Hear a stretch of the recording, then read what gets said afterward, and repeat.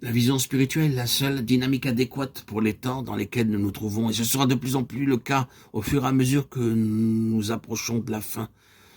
Tout autour de nous se désagrège, et dans ce monde de plus en plus corrompu, nous devrions être capables de dire « J'ai vu le propos éternel de Dieu, je sais ce que Dieu a en vue, je sais ce à quoi il œuvre. » Avez-vous cette divine révélation en vous?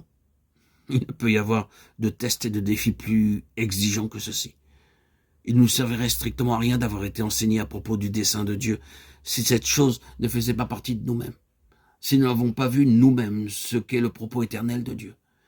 Et nous devons l'avoir vu d'une telle façon que tout ce qui peut se passer autour de nous n'affectera en rien notre vision. Nous devons avoir vu avec une assurance qui ne sera jamais ébranlée par les plus grands désespoirs. Car il est évident que même les plus grands prophètes ont traversé des moments de désespoir profond. Mais parce qu'ils avaient vu la vision, parce qu'ils avaient saisi et appréhendé le dessein de Dieu, ils ne demeurèrent pas dans les vallées de l'ombre de la mort. Ils en sortirent, et c'est ce feu dans leurs os qui les ramena au sommet. Avez-vous ce feu dans vos os? Avez-vous cette vision du propos éternel de Dieu née de l'œuvre révélatrice de l'Esprit Saint?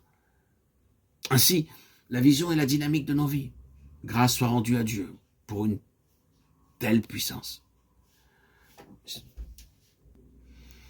Si ce n'était pour cette vision, où en serait le peuple de Dieu aujourd'hui? Personnellement, je ne sais pas où je serais si ce n'était pour cette vision. Et j'ose espérer qu'il en est de même de mes auditeurs et mes auditrices.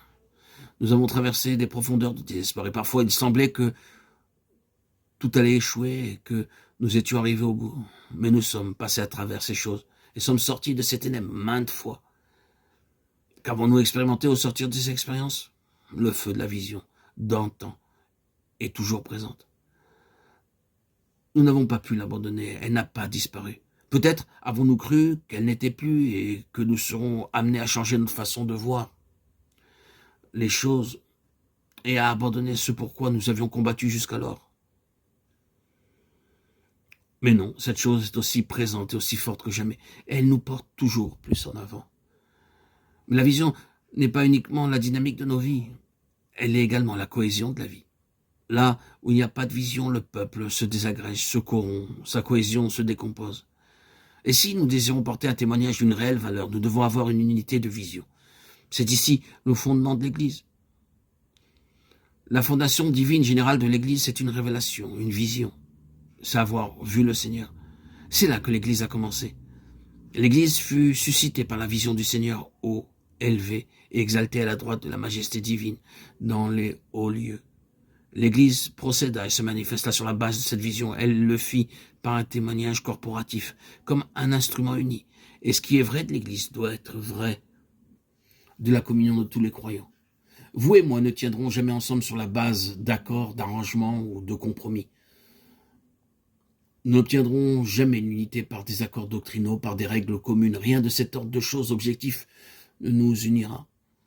Mais si nous désirons être un témoignage collectif et un instrument corporatif efficace entre les mains du Seigneur, cela ne pourra se réaliser que sur le fondement d'une vision commune, d'une révélation propre à chaque membre formant cet instrument. Si une telle vision est nécessaire pour nous préserver individuellement, combien plus est-elle nécessaire pour que nous préservions notre identité collective? Et c'est cette chose même qui s'avère être un réel test pour le peuple de Dieu aujourd'hui.